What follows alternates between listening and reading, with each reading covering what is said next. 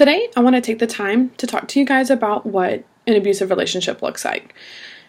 And it's not just a physical abusive relationship. There are several types of abusive relationships, but for today, I want to talk to you about four major ones. One of which is physical. First things first, we need to cover what an abusive relationship is. An abusive relationship is a pattern of abusive behaviors that are maintained through power and control with a significant other. The four types of abuse that I want to speak on are physical, emotional, verbal, and financial. The types of abuse. So first one would be physical abuse, which is generally the first type that we associate with abuse. It consists of being forced or controlled by the destructor and will sometimes leave proof such as bruises or scars. Emotional abuse can be associated when the destructor humiliates you and insults you. They make you feel like you are nothing until you finally give in and do what they want.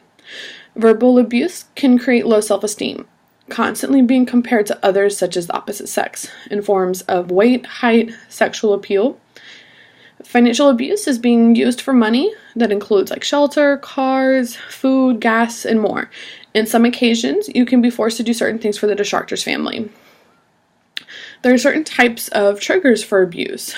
It would start with your childhood, which is a beginner trigger, and some may experience abuse from like a guardian figure or a close friend or family member.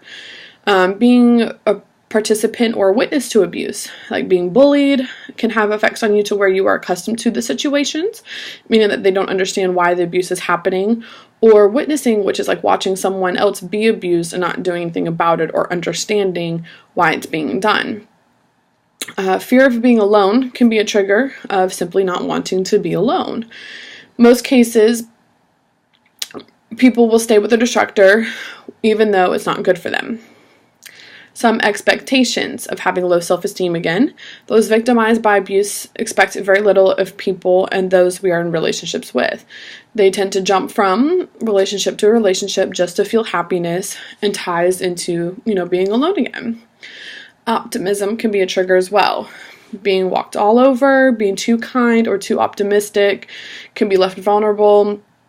Being too kind makes you a target. It can also be led to taken advantage or for granted.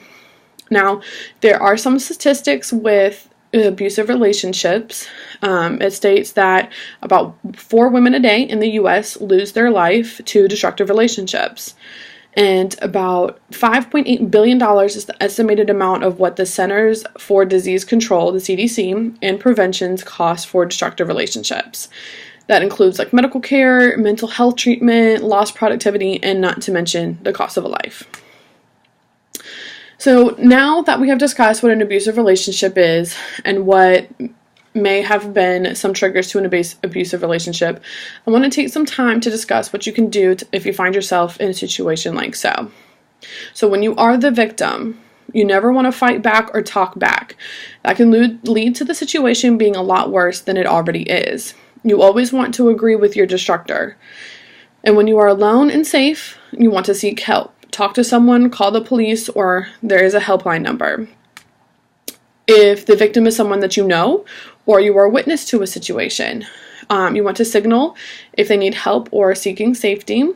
You want to always listen and don't speak, meaning that you want to allow them the opportunity to tell you what is going on and don't speak for them. Don't tell them what they should do, or if it was you, you would do this, and so forth. You don't ever want to pressure someone in a situation like this to seek help. Not everyone realizes what you see from the outside, and it could make the situation a lot worse. Contact help if wanted. Most victims need to want to seek help, or they never will. Calling for help without the victim being aware or some sort of action plan in place could lead to the destructor being a lot more violent and angry. Now, I do have a handout that I did create for destructive relationships. So this goes over everything that I did kind of discuss already about what the 4 types of an abusive relationship is, what signs of abuse as well, and on the back is the hotline number. So if you or anybody that you do know is going through an abusive relationship, there is a number here that you can call, and you can always Google it as well. Thanks for listening.